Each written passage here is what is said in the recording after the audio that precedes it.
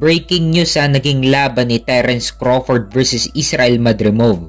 So pagdating sa mismong laban, makikita ang pagiging agresibo agad ni Madrimov. Pero si Crawford ang mas masipag bumato na suntok. Pero may iilang suntok din si Crawford na hindi masyadong tumatama kay Madrimov. Habang si Madrimov naman bihira bumitaw ng suntok. Pero solid na tumatama kay Crawford ang mga suntok ni Madrimov. Nahihirapan mag-adjust si Crawford dahil sa pagiging pressure fighter ni Madrimov. Idagdag mo pa ang pagiging malikot ni Madrimov. Nahihirapan makapag-counter si Crawford dahil sa madaming feint ni Madrimov. Naging pasensyoso si Madrimov sa laban. Hindi niya minabadaling i-knockout si Crawford dahil alam niya na counter-puncher si Crawford. Habang si Crawford ganun din, naging pasensyoso din siya sa laban. Hindi niya pinipilit na i-knockout si Madrimov. Kumbaga naghahanap si Crawford ng timing kung paano niya ina-knockout si Madrimov. At nitong mga huling rounds, iba't ibang kombinasyon ang pinapakawalan ni Crawford. Pero sadyang matibay lang talaga ang panga ni Madrimov. Hanggang sa umabot na sa decision ang laban.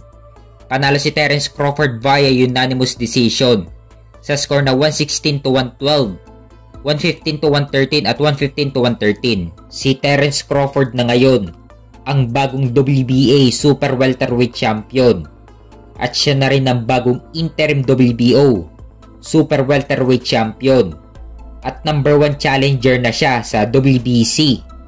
So ibig sabihin, mandatory na siya sa WBO ni Sebastian Fundora at number 1 contender na siya sa WBC ni Sebastian Fundora. So ibig sabihin, kung hindi matuloy ang Fundora versus Spence, si Crawford ang posibleng sunod na makakalaban ni Sebastian Fundora.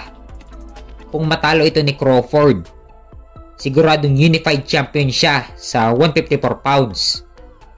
Isa na lang kailangan niyang baklasin at yun ay si Bakram Murtazaliev na may hawak naman sa IBF. Kung matalo ito ni Crawford, magiging undisputed siya sa 3 dibisyon.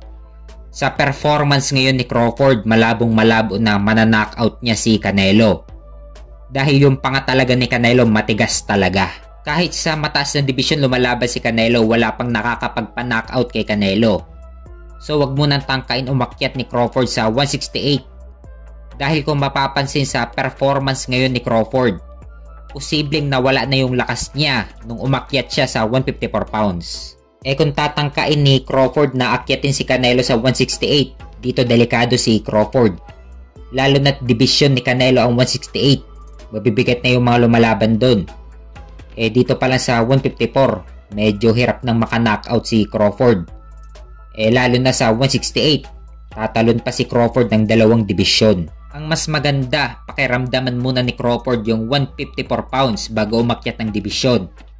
Kasi mahirap mag-take risk kung aakyat ka kaagad sa super middleweight sa 168. So may bagong kartada ngayon si Terence Crawford na 41 wins with 31 knockout at walang talo. Samantalang si Israil Madrimov naman ay bumagsak ang kartada at nalasap niyang kauna-unahang talo nito sa kanyang professional boxing career na 10 wins with 7 knockout at may isang talo.